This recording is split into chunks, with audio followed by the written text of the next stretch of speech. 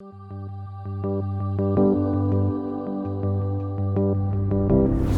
Gonçalves, boa tarde. Boa tarde. Muito obrigado pela sua disponibilidade e pelo seu tempo. Para início de conversa, eu acho que seria interessante ficarmos com algum boneco sobre cartão de cidadão sobre Ângela Gonçalves. Onde nasceu, quais eram os seus sonhos de menina? Então, a Ângela nasceu em Miradair, concelho de Porto de Mós, distrito de Leiria, portanto uma vila. Fez a escola primária e o 9º ano em Miradair. Depois, do 10º ao 12º ano, fiz em Fátima, num colégio. Quais são as memórias que tem da sua infância em Miradair? Muito felizes. Como acho que qualquer criança da minha idade, era brincar na rua, até ao lusco-fusco, e brincar com tudo, desde peões a berlindes, a bolas, bonecas também, penso que tinha bonecas. Não havia um mundo azul e cor-de-rosa? As suas brincadeiras? Não havia, não. Se calhar, não sei, talvez um bocadinho rapazolas, acho eu, talvez sim. Mas lembro também de ter cozinhas, ter bonecas e ter cozinhas para brincar, etc. Ao longo do secundário, o que é que foi crescendo em si do ponto de vista da ambição da sua formação pessoal? Estudar foi uma das coisas que os meus pais e a minha família direta, primos e tios, sempre me incutiram a mim e aos meus primos, é que era muito importante estudar, não só para ter uma vida melhor, obviamente, mas para o amor ao conhecimento. Foi-me transmitido pelos meus pais e pelos meus tios e pelos meus primos mais chegados, porque eu não tenho irmãos, portanto os meus primos funcionavam como meus irmãos e era o amor ao conhecimento, saber. Explique melhor isso, o que é que significa esse amor ao conhecimento? Era saber pelo saber, portanto era importante estudar sempre, mais, obviamente para ter um dia um trabalho, um emprego melhor, mas também para saber discutir, para saber conversar, para compreender o mundo, a religião, porque eu sou católica e portanto sempre me questionei muito sobre isso e portanto era importante saber para poder discutir. Para ter uma opinião? Para ter uma opinião própria. Justamente, para ter uma opinião própria. Era a partir do 10º, e até antes do 10º ano, não é?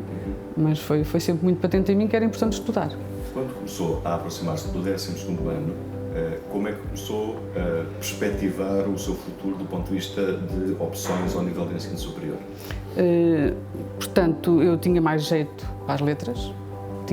Não é que tivesse dificuldade em matemática, mas não era uma aluna brilhante em matemática. Na área das letras ou das ciências sociais era uma aluna melhor e, portanto, naturalmente fui para a via económico-sociais, naquela altura chamava-se assim, que dava para a parte, nem era das letras, das línguas, era para a parte de economia, ciências sociais e, portanto, encaminhei-me logo para aí. E as duas opções que tive na altura foi ou ir para Direito, gostava muito de leis, também ou ir para o curso que escolhi, que foi Política Social, porque entretanto li os livros na minha juventude, que era muito importante ajudar o próximo, mas não uma perspectiva caritativa, numa perspectiva de desenvolvimento de políticas sociais, para reduzir as desigualdades. Portanto, era muito premente logo na altura esse pensamento meu. Ou seja, portanto, foi o seu quadro de motivações? Sim. E portanto entrei no curso na altura que quis. Não é? E era difícil entrar no ensino superior, estamos a falar em 1985. Era difícil entrar no ensino superior. Onde é que se licenciou? No Instituto Superior de Ciências Sociais e Políticas, conhecido pelo ISCSP. Como é que foi essa experiência?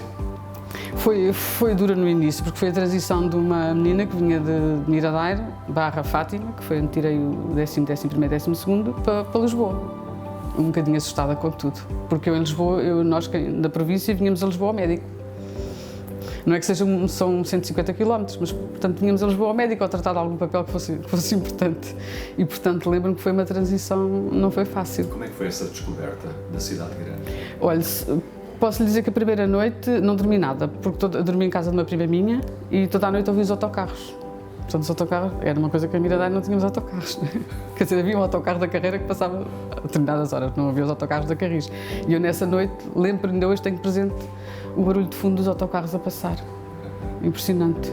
E foi aqui perto, por acaso, aqui da Filipe Folk, que eu dormi, que era a casa dela. Como é que Lisboa começou a ficar interiorizada por si? Absorvi rapidamente, porque queria ver a cidade toda, não é? Apesar de tudo, era a sede de conhecer. Absorvi rapidamente, sim. O que é que foi mais aliciante na descoberta da capital?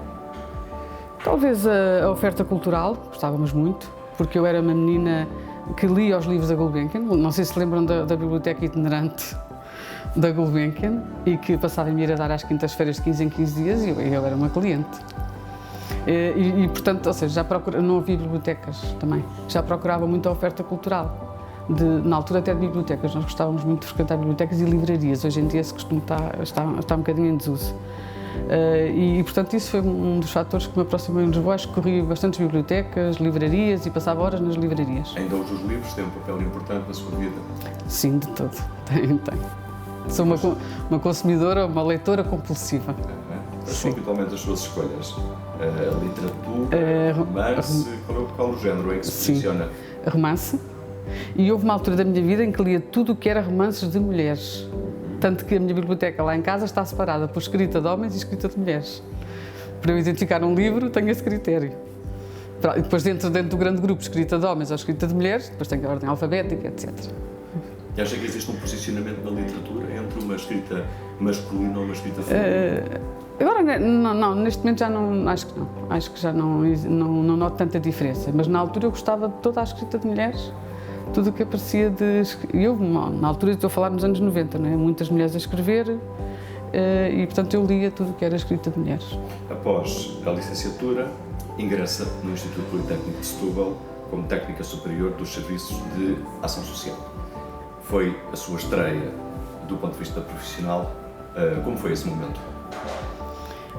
Foi muito interessante. Eu lembro-me de ir eu tenho este episódio sempre na minha cabeça. Lembro-me de ir à entrevista. Na altura era o presidente do Instituto, era o professor Júlio Montalva e Silva, que foi quem me fez a entrevista. Eu entrei naquele gabinete que era no Palácio Frixel. Ele tinha um gabinete muito bonito, não é? Porque o palácio ainda tinha umas salas apalaçadas. Eu ia à espera de ver um presidente de fato e gravata. E não é que o professor Montalva e Silva não andasse de fato e gravata de vez em quando, mas naquele dia estava com uma camisola vermelha. E, portanto, eu fui a uma entrevista de emprego com um presidente que estava com uma camisola vermelha, portanto, um estilo um bocadinho mais informal, e isso nunca mais me esqueço, porque nós vamos nervosos, não é? Com uma entrevista de emprego. E o resultado foi claramente satisfatório? Sim, ficaram de me dar a resposta e depois deram, claro, eu fiquei no Instituto. Precisavam, na altura, de um técnico para começar as atividades do Serviço de Ação Social. Depois disso, segue-se o papel como administradora para a ação social. Bem mais complexo e bem mais exigente. Sim. Portanto, passando de técnica superior, que era o que eu fazia, de análise de bolsas de estudo, portanto, era o início do estágio, era a análise das bolsas de estudo, era a gestão do refeitório e era a gestão de uma pequena residência que tínhamos, que era a Residência das Amoreiras. Passando para um cargo de dirigente, há toda a responsabilidade de gerir equipas, gerir pessoas, gerir dinheiros, ter a responsabilidade toda, não é? Porque o que colocava a despacho do Presidente, na minha opinião, tinha que ir certo, e mais que certo, obviamente. Foi uma aprendizagem tremenda. E constituir equipas também. E o último desafio, no contexto do Instituto, foi ter-se assumido a função de administradora do Politécnico de Setúbal. Aí ainda um patamar de maior exigência. Sim, de maior exigência, porque o administrador do SAG gera uma unidade orgânica. O administrador do Instituto gera 5 unidades orgânicas, que são as escolas, não é? Há uma aprendizagem, aí noto enquanto que como administradora dos SAS, eu me preparei muito bem tecnicamente, noto que estava muito bem preparada com os dossiês todos. O facto de ser administradora do Instituto ajudou-me a preparar ou deu-me competências ao nível da gestão estratégica de todo o Instituto. Portanto, não era só já a minha competência técnica, obviamente tinha que a ter, mas de gerir processos entre as escolas, gerir casos difíceis entre as escolas, gerir um bocadinho mais a política estratégica do Instituto. Ou pelo menos percebê-la, não me competia a mim geri-la, tinha que executar as indicações, mas perceber como é que se gera os processos estratégicos. Olhando para o seu percurso, tem sido um percurso consistente, até chegarmos ao 7º andar, onde nos encontramos, e onde ocupa desde 2015 o cargo de subdiretora do ensino superior. Este é um desafio, e de que maneira? Este é porque, assim, olha, estou aqui porque concorri a um concurso. E, portanto, se eu não estaria aqui, estaria no Instituto ainda, e ganhei esse concurso. Portanto, concorri numa perspectiva na desportiva, posso dizer mesmo. Olha, vou ver o que é um concurso da CRESAP. Ouvi-se falar muito na CRESAP, que era a comissão que escolhe os altos dirigentes da administração pública. E eu pensei, vou concorrer e vou ver, vou submeter a psicotécnicos, vou ver como é que é. Ou seja, no fundo, olha, a minha ideia até era, vou ver qual é o meu valor de mercado. Se eu valho alguma coisa, porque até aí tinha tido cargos de nomeação. O administrador é sempre nomeado pelo presidente. Portanto, eu nunca tinha ido ao mercado e se calhar também precisava de ir ao mercado para ver qual era o meu peso. E sente-se confortável, naturalmente. Sim, pois, eu lembro-me de ter dito lá no Instituto, não sei, talvez ao professor João Vinagre, olha, fui ao mercado ver quanto é que valia e parece que ainda vale qualquer coisa. Foi a minha expressão quando lhe disse a novidade. Sim, e, no fundo, ainda eram mais de 3 dezenas de candidatos para este cargo. Eram 31, comigo 31. Exatamente. Pois, sim, isso é uma coisa que é divulgada a posteriori, mas sei que eram 31. Sim. Qual é a visão que se tem a partir do sétimo andar, quando se olha para o ensino superior? Porque agora deixou de ter uma visão particular e passou a ter uma visão global. Sim. Nós aqui temos a visão, a Direção-Geral do Ensino Superior tem a visão global de todo o ensino superior. Portanto, eu passei de uma visão particular de um Instituto Politécnico para uma visão global de todos os institutos politécnicos e de todas as universidades. E de como é que se desenvolvem as políticas, no fundo, de ensino superior face e o nosso universo é de universidades e politécnicos com muita autonomia, portanto a Direção-Geral não há um poder de quase tutela, não é? É uma tutela muito mitigada, não é? Porque as instituições têm muita autonomia, ainda bem que a têm. Aliás, desde que estou aqui, sou mais defensora da autonomia das instituições, não é? E portanto, de certo modo, é alguma magistratura de influência, embora eu tenha dado aqui o foco na prestação de serviços às instituições. Desde que vim aqui, entendi que a Direção-Geral, que não tem o tal poder de tutela, o tal poder não é intimidatório, claro, mas que deve prestar serviços às instituições. Foi a maneira que eu vi de marcar a minha presença aqui. Para que as pessoas entendam, como é o dia-a-dia da Subdiretora-Geral do Ensino Superior? Pois, normal, não é? Começo de manhã o trabalho, acaba à noite, os dias são sempre muito preenchidos, ou com reuniões internas para mobilizar as equipas, portanto temos equipas e temos que ir monitorizando o progresso, temos reuniões no gabinete do Sr. Ministro, do Sr. Secretário de Estado, temos reuniões fora. Portanto, temos muitas solicitações para estarmos presentes porque o cargo tem alguma representação. E aí temos que ser criteriosos, porque, como eu costumo dizer, se fôssemos a todas as solicitações, não nos sentávamos na secretária. Depreendo que seja uma função e um conjunto de tarefas bastante gratificantes.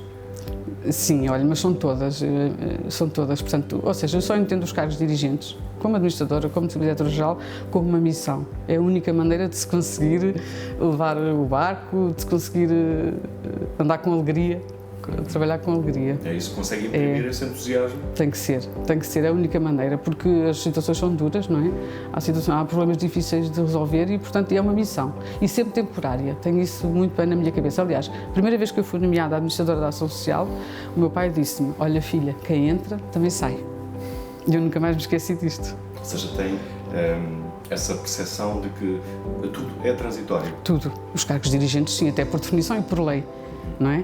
E, portanto, tenho isso muito presente e ainda bem que o são. Porque é a única maneira também de irmos nos irmos incentivando a fazer outras coisas, não é? Quando eu era um pouco na nossa conversa e pensando no seu percurso ao nível do Politécnico, consegue identificar um momento que tenha sido mais marcante para si e que connosco queira partilhar? Sim, eventualmente quando foi inaugurada a terceira fase da residência de estudantes. A terceira fase, portanto, a primeira e a segunda tinham sido construídas com o professor Dar Silva e eu ia às reuniões de obra, portanto acompanhei, mas tinha o professor Dar Silva.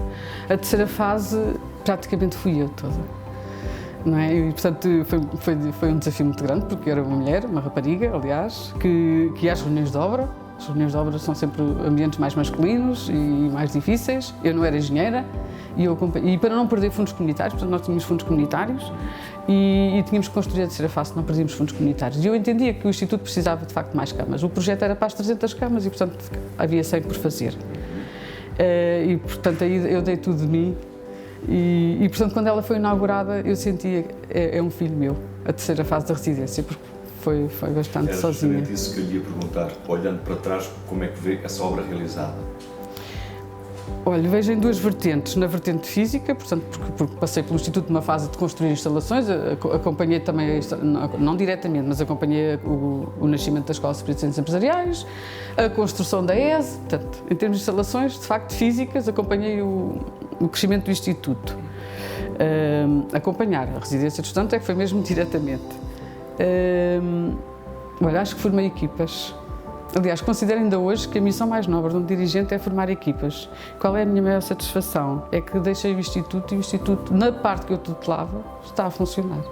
Portanto, penso eu que não houve quebra. Foi sinal que eu deixei as equipas formadas. E isso é a missão mais nobre de um dirigente. Muito bem. Hoje, e com o distanciamento que naturalmente tem, como é que olha para o Instituto Politécnico de Setúbal? Qual é a sua percepção? Sim, pronto, com um olhar muito enviesado, porque eu tenho um grande amor ao Instituto, mesmo é a minha casa, foi onde eu cresci profissionalmente e foi uma instituição que eu fiz crescer, que eu ajudei a crescer. Portanto, muito enviesado esse olhar.